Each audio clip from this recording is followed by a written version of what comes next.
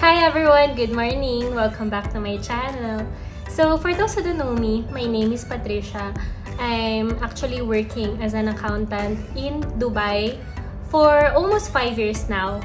And actually, I just decided to make this video since gusto ko sagutin yung isa sa mga question na na-receive ko sa comment section below regarding gaano nga ba ako katagal nakahanap ng trabaho sa Dubai from application process until hiring process.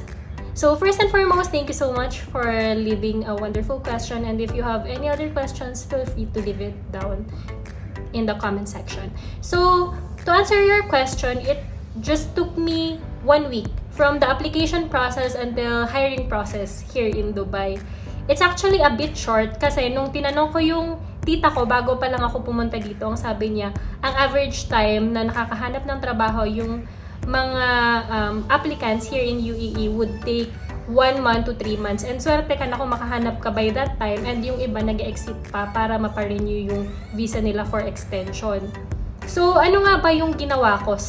Ano nga ba yung sa tingin kong ginawa ko para mas mapadali yung paghahanap ko ng trabaho sa Dubai? So, first and foremost, syempre, prepare ko yung sarili ko. Yung preparation ko ng pagpunta dito, nag-start talaga siya nung nasa Pinas pa lang ako. What do I mean by preparation sa pag-a-apply? First and foremost, i-prepare mo na yung CV mo, yung cover letter mo. I-ensure mo na bago ka makapunta sa UAE or sa ibang bansa, na prepare mo na yung CV mo and yung cover letter mo. Kasi syempre, yun yung isa sa mga tools talaga para makahanap ka agad ng trabaho. Usually, yung mga employer, tinitingnan lang yung CV mo and cover letter, and malalaman agad nila whether mapupunta ka sa next process for interview or hindi ka talaga makakasali sa shortlisted applicants. Kaya, super important talagang mapaganda mo yung CV mo. And of course, just leave the skills and expertise that you know. If hindi mo naman talaga alam kung paano gawin or hindi mo naman talaga pag-aaralan kung paano gawin yun, wag mo nang ilagay kasi parang nagsisinungaling ka lang. So, may nagkwento kasi sa akin dati na nilagay niya yung skills niya tapos hindi niya naman pala alam kung paano gawin. So swerte ka kung ma-haircut, bigyan ka nila ng chance. Pero usually kasi, it's a no-no pag hindi mo alam. Pwede mo siyang ilagay if tingin mo, maaaralan mo siya at aralan mo agad after. Para bago ka pumunta dito, prepared ka na at alam mo na talaga yung skill na yon. And another thing that I did para mas mapadali yung paghanap ko ng trabaho is, syempre, inayos ko yung mga sign-up na websites. Nag-search lang ako nung nasa Pinas pa lang ako na top 10 or top 20 job sites in Dubai or in UAE.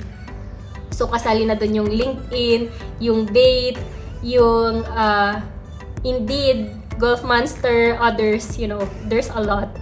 So, nag-sign na talaga ako kasi it would consume a lot of time para ma-sign in yun at maka-login ka doon for application. Kasi usually, dito sa UAE, pag maghahanap ng trabaho, sa online lang talaga. So, it's better na ma-prepare mo na yung mga websites na magagamit mo para maka-apply ka. Kasi syempre, come to think of it, kung hindi mo pa siya ipa-prepare nung nasa Pinas ka pa lang, it would consume a lot of time na i-prepare yun dito sa UAE. So, mababawasan na yung time mo ng stay mo. I mean, yung time ng pag-a-apply mo. Instead of, halimbawa, pag dating mo dito sa UAE, magsa-start ka na lang mag-send ng mga CVs, i-edit mo yung CV mo kapag tingin mo mas mapapa-better yun kapag in-add mo yung certain phrases. Kasi usually, yung CV dapat naka-pattern talaga yun specific sa job na a-applyan mo. If may nakikita kang super gandang job and tingin mo, gustong-gusto mo talaga yung job na yun, i-revise mo yung CV mo para almost similar siya sa hinahanap nila. Kasi kapag almost similar yung CV mo, usually, masascan ka talaga. Kasi especially ngayon, mga AI na yung mag-scan. So, kung similar yung mga terms na ginagamit mo dun sa job sites, mas may higher probability ka na i-interviewin ka nila. Tapos, syempre, after interview, if makapasa ka na ng interview, ma-hire ka na agad. So that's one of the tips that I can give. And another thing, siguro kaya napadali yung pag-a-apply ko is nag-prepare ako para sa interview. Syempre, nakakahiya naman talaga mag-interview, and isa ko sa mga tao dati na hindi ko naman talaga alam kung paano ba interviewin. Siguro sa Pinas, nakaisang interview lang ako and thank God na-hire ako agad. Pero nung pagpunta ko dito sa UAE, as in, sobrang lost talaga ako kasi hindi ko alam kung paano magpapa-interview. I mean, syempre may idea naman ako kasi pinag-aralan sa school, pero iba naman kasi talaga yung interview in actual.